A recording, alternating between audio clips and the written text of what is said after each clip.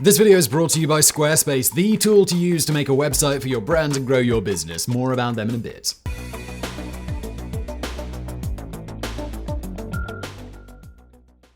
Be careful what you wish for, you might just get it. This phrase was already popular in Jack Johnson's day, but it's doubtful that it had paid attention if someone had said it to him. After all, he never listened to anyone else's advice. It didn't matter that Jack Johnson was a black man in America during a time when that fact subjected him to virulent racism and discrimination. It didn't matter that people hated him, insulted him, or caricatured him in newspapers. It didn't even matter that high-ranking officials threatened to lock him up or even have him killed. None of that mattered because Jack Johnson was determined to get what he wanted, and nothing and nobody was going to stand in his way. And he got it. Johnson reached the pinnacle of the sporting world for his era, becoming, for better or worse, the most famous black man in America for 2 decades. His championship brought with it great wealth and influence, both of which he enjoyed to the fullest. And then, just as suddenly as he'd gotten it, he lost it all, the victim of bigotry combined with his own hubris. Through it all, one thing became increasingly clear to everyone around him. Jack Johnson was incapable of conforming himself to other people's demands and expectations. At all times, he was unapologetically himself, and that eventually cost him everything.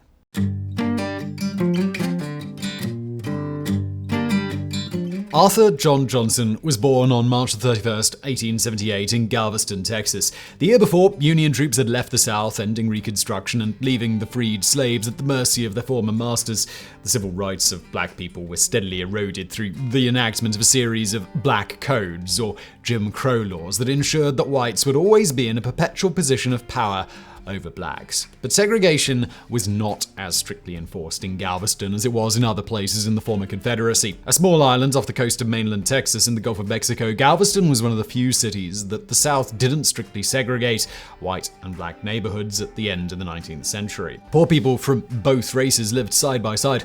As a result, young Jack Johnson ran with a group of friends that included several white boys. Johnson believed that he was destined for great things from an early age. His mother, an ex-slave known as Tiny Johnson, continually told him that he could do anything he wanted if he wanted it badly enough. And right now, what he wanted was to do anything but end up a stevedore on the Galveston docks. At 16, he was already a giant, 6 feet tall, 6 inches taller than the average American of the day, and like many teenage boys, his thoughts soon turned to sports. Well, he quickly discovered that he was too big to be a horse jockey, and even for a thrill-seeker like him, bicycle racing was just too dangerous. So he settled on boxing. Professional boxing had risen from illicit slugfests held in saloon basements to one of the most popular sports in America in the 1890s. Most historians consider 1892 to be the beginning of the modern era in prize fighting. That was when Gentleman Jim Corbett knocked out James L. Sullivan, the last of the bare-knuckle champions, to become world heavyweight champion. Boxing matches were still illegal or heavily regulated in many parts of the country, but every year it got more and more popular. There was something almost primal in its popularity. For all the high-minded talk about love of the sport, at its core it was still a desire to see two men beat each other bloody like Roman gladiators or medieval jousting matches. Jack Johnson got his start in boxing by squaring off against fellow Galveston dockworkers. He was still young and unschooled in the art of boxing, but he could hit hard and he was fast on his feet, which was enough to pile up a string of victories over local opponents. He also rode the rails around the country, working in gyms as sparring partners for professional boxers and always looking for his big break.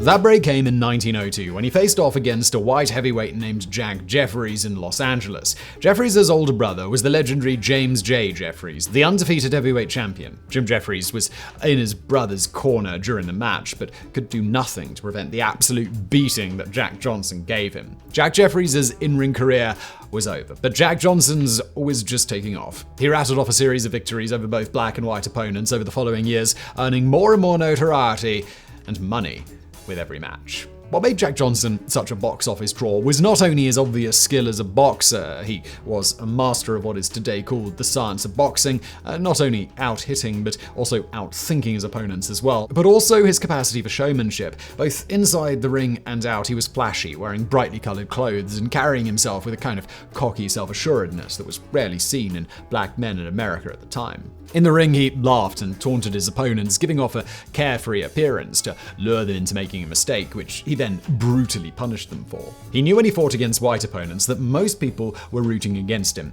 and he didn't care as long as he kept getting paid. He was perfectly happy to play the role of the heel all the way to the bank. But no matter how good he was, no matter how many victories he had, he couldn't convince Jim Jeffries to fight him for the World Heavyweight Championship. The only reason everyone knew was because Johnson was black. While there was no official rule saying that a black man was forbidden from challenging for the title, an unspoken gentleman's agreement dictated that no white champion should ever risk his belt against a black opponent. Jeffries said that he would sooner retire than fight a black man for the title, which is what he ended up doing in 1905, when no more suitable, meaning white challengers, appeared to face him. The championship ended up in the hands of Tommy Burns, a Canadian-born fighter who claimed he would fight anyone, blacks included, provided the money was right. But for 2 years, he found excuses not to meet Johnson in the ring, at one point traveling overseas to box in Europe. Johnson followed, chasing him literally around the world. Finally, an Australian promoter agreed to pay Burns a guaranteed $30,000 to fight Johnson in Sydney, meeting the champion's obscene demand. By contrast, Johnson would be paid just $5,000. But the prize he was after was worth far more to him: a shot at the title. Now let me interrupt this video to quickly tell you about our long-time sponsor, Squarespace. Now, you've heard me talk about them before, and honestly, if you're making a website anywhere else in 2022, well then, you're probably just a bit insane, because Squarespace have all the tools you could ever need to do that in one place. And not only that, but that place is super easy to navigate and make websites on. All you got to do is head on over to Squarespace. From there, the next step for those that want to be quick is to browse through their extensive selection of templates. They make that super easy. They'll ask you, what's your site about? And you'll say something like photography, and they'll be like, well, great, here are these photography templates. Boom, you choose one, you customize it to your own needs, you put your own photos in there, your little description, whatever. You can even put a form on there saying like, contact me, sign up to my email list, so you can then, I don't know, if you're a photographer, sell your photographs or maybe sell your services. Plus, there's also loads of other features you can use. Of course, there's the basics like analytics and blogs, but as I already mentioned, email lists. It's perfect. There really isn't a better place to build a website. Go to squarespace.com for a free trial, and when you're ready to launch, go to squarespace.com/biographics to save 10% off your first purchase of a website or a domain. And now back to today's video.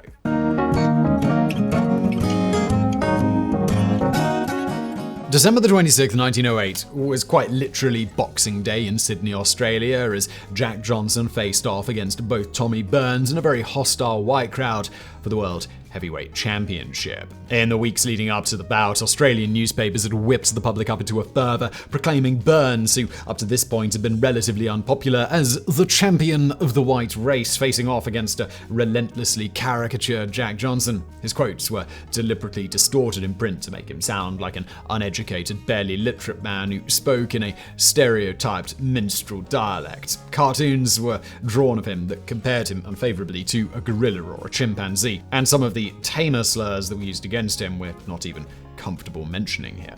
That didn't bother Jack Johnson, though, as he proceeded to beat Burns bloody. The police stopped the fight after it became clear that Burns was going to get hurt if he kept going, and the victory and championship belonged to Johnson. The crowd left in stunned silence, some weeping as though a family member had died. Johnson, though, was exultant, and so were the majority of black Americans. White Americans, on the other hand, clamored for Johnson to be knocked off its pedestal, and for the title to be restored to its rightful place. The only white man thought to be capable of besting Johnson was Jim Jeffries, who had so famously refused to fight him during his reign as champion. Initially, Jeffries was reluctant. He'd been retired for years now and was overweight and out of shape. But the lure of a big payday, as well as the repeated admonishments for him to restore the honor of the white man, soon proved too tempting to resist. For most of a year, the hype surrounding the fight between Jeffries and Johnson built into an absolute frenzy. It was being billed as the fight of the century, the largest and wealthiest sporting event the country had ever seen. The two men were fighting for the lion's share of a $100,000 purse, a hitherto unheard of figure, at a time when the average American worker made between $500 and $1,000 in an entire year. Much more money was there to be gained from sales of silent films of the fight and from promotional opportunities, as well as a lot of gambling. For Johnson, this was a chance to prove once and for all that he was the greatest boxer in the world. He personally didn't view the fight in racial terms. He wasn't fighting on behalf of the black race. He was fighting on behalf of Jack Johnson. But most people didn't feel that way, especially not white people. To them, Jim Jeffries was the Great White Hope, their champion to defeat. They hated Jack Johnson and all that he stood for, which primarily consisted of giving a black eye to their worldview that whites were inherently superior to blacks in all respects. Originally, the fight was supposed to take place in San Francisco. However, pressure was put on the governor of California by an influential congressman who wanted to stop the fight from taking place. They threatened to award the 1915's World's Fair to New Orleans instead of San Francisco if the fight went ahead, a potential loss of millions of dollars for the city and the state. So the event was moved across the state line to the sleepy city of Reno, Nevada, whose governor was more than happy to receive them. Reno was a relatively small desert town of about 10,000 residents, a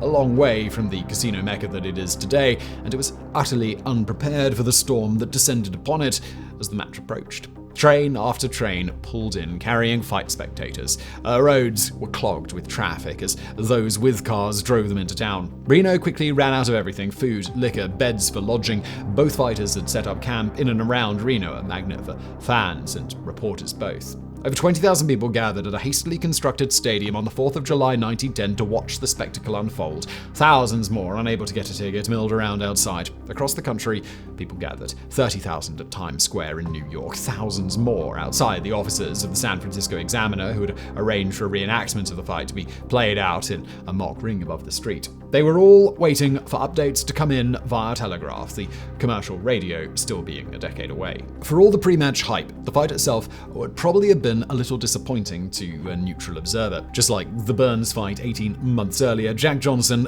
dominated his opponent, who was outclassed from the start. Jeffries was simply too old, too slow, too out of shape. In the 15th round, after beating Jeffries to a bloody pulp, Johnson knocked him down twice. The third time he went down, his seconds threw in the towel. Once again, white fans were in mourning, and black fans were overjoyed, and Jack Johnson was triumphant.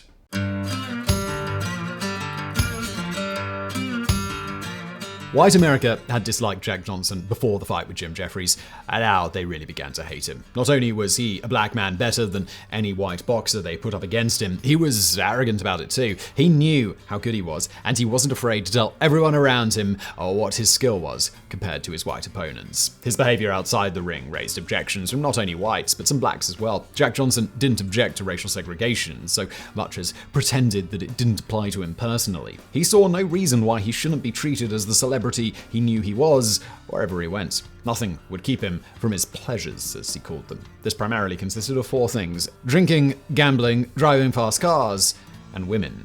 This didn't make him any different from any other celebrity or star athlete of the period. Babe Ruth, who would come to be America's most famous man a decade later, engaged in all of these behaviors, but people cheered for him anyway. But a black man behaving this way was unacceptable to most people, and what was most shocking of all was that the women he carried on with tended to be white. Miscegenation, or mixing of the races, was one of white America's greatest fears about black people. Interracial marriage was officially outlawed in 30 states in 1910, and it was almost unheard of in the states where it wasn't against the law. Hundreds of black men throughout the South were lynched in the first decade of the 20th century, many of them because of accusations that they'd been too familiar with white women.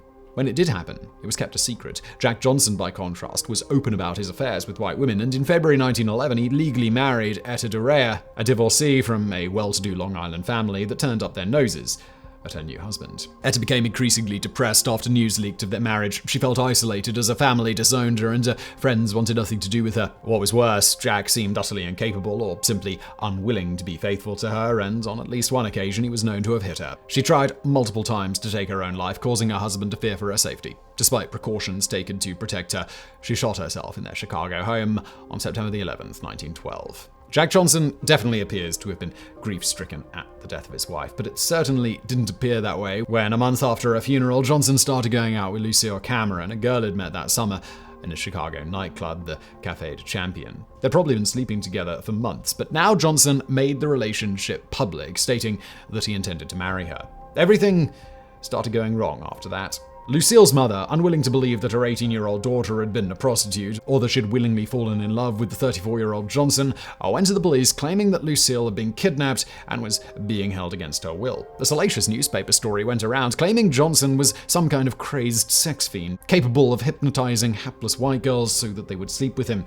The public was outraged and demanded Johnson be arrested. When Lucille refused to support the charges against Johnson, she was jailed and had her sanity questioned because obviously a white woman would have to be insane to believe herself in love with the black man, the past everybody. Federal prosecutors stepped in, hoping to charge Johnson with violations under the Mann Act. This law, passed in 1910, was also known as the White Slavery Act, making it illegal to transport women across state lines for immoral purposes. The purpose of the act was to combat interstate prostitution, which many believed was exclusively stocked by young white women forced into it by shady characters, often immigrants or so-called colored people. The moral panic resulted in the closing down of many vice districts in cities across the country and would eventually result in the prohibition of all alcohol in 1920. But the definition of immoral purposes was so vague that it could be applied to almost anything that people disapproved of, like consensual sex between black men and white women. All they needed was one woman to corroborate that Jack Johnson had paid to transport her across a state line and then engaged in immorality with her. They found it in Belle Schreiber, one of Johnson's many former jilted lovers who was perfectly happy to hang her ex-boyfriend out to dry. Hell hath no fury indeed. Despite the fact that the case against him wouldn't have stood up under scrutiny in a legitimate legal setting, it should surprise no one that an all-white jury convicted Johnson of all the charges against him and sentenced him to a year and a day in prison. Johnson, defiant to the end, instead chose to flee the country alongside his new wife, Lucille.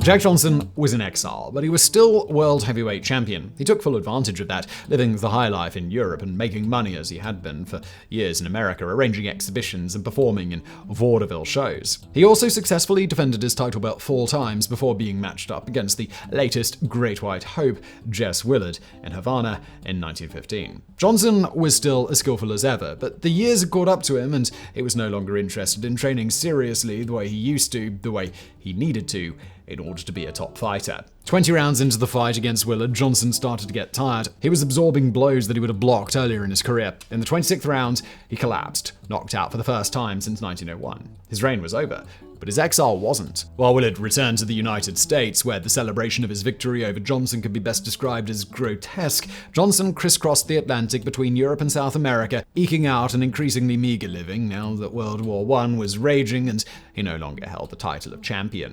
In 1920, after 7 years as a fugitive, Johnson had had enough. He wanted to go home, so he agreed to surrender to U.S. Marshals at the Tijuana border crossing from Mexico. He spent his year at prison in the Leavenworth Federal Penitentiary in Kansas, though it wasn't exactly hard labor. His prison duties included looking after the baseball diamond and umpiring games. He often had dinner at the warden's house, and he took part in boxing exhibitions for the entertainment of his fellow prisoners. After being released in 1921, Johnson hoped to resume his career, but he was over 40 now, considered too old to be any good as a boxer. He engaged in a series of increasingly sad contests as the years went by, becoming less and less of a draw with every poor showing. Vaudeville was dying by this point too, so his other major skill set was increasingly outmoded as well. The last 2 decades of Johnson's life went on like this, countless attempts to regain even a smidgen of his former glory, without success. He had few friends left by this point. Black America had turned on him a long time ago, accusing him of drawing the wrath of whites down on all their heads with his foolish behavior. In the case of black boxers, at least, it might have had a point. The color barrier was slammed firmly down again following Johnson's defeat, as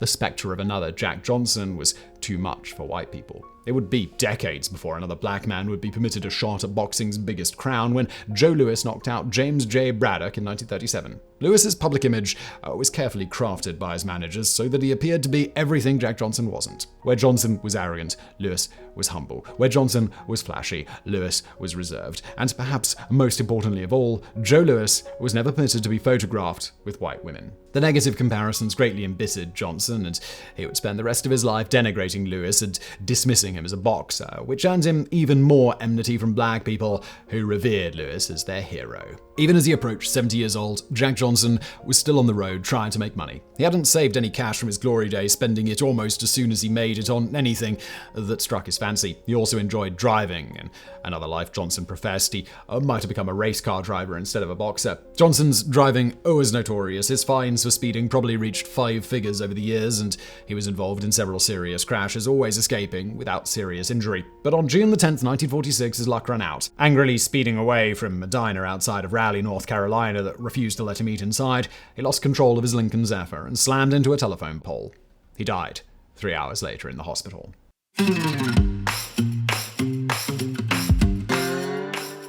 For decades after Jack Johnson's title reign ended, his name provoked a negative reaction in boxing circles. Then, 60 years after Johnson knocked out Tommy Burns, a play called The Great White Hope debuted on Broadway. James Earl Jones won a Tony Award for portraying Jack Jefferson, a thinly veiled fictional portrayal of Jack Johnson and his struggles both inside the ring and out. One of the most enthusiastic viewers of the play and its 1970 film adaptation was champion boxer Muhammad Ali, who said, "Hey, this is a play about me.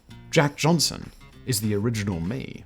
It's easy to see the comparison. Ali, like Johnson, was a master in ring psychology, getting in his opponents' heads and forcing them into mistakes. He was also known for his larger-than-life persona, which was full of bombastic speeches about his talent and his colorful personality. And like Johnson, Ali found himself persecuted and prosecuted for his conduct outside of the ring. For Johnson, it was his interracial relationships. For Ali, it was his refusal to be drafted to fight in the Vietnam War and his conversion to Islam, which earned him criticism from both the black and white communities. Unlike Ali, though, Johnson was never properly vindicated during his lifetime. He would eventually be given a presidential pardon in 2018, 105 years after his Mann Act conviction. Still, drawing comparisons with someone who many consider the greatest athlete of the 20th century sure isn't half bad. Although Johnson's reputation has been somewhat rehabilitated with the aid of modern hindsight and historical study, it's hard to hold him up as a civil rights pioneer when he expressed no interest in that, and his behavior seemed to be entirely self-serving and full of hubris most of the time. He was definitely a complicated man who didn't really care that much about what anybody thought of him, black or white. But someone shouldn't have to be a saint in order to be recognized for their incredible accomplishments despite overwhelming obstacles and hardships. It's probably best to just dispense with the hero worship and celebrate Jack Johnson for what he was: America's first black sports superstar, warts and all.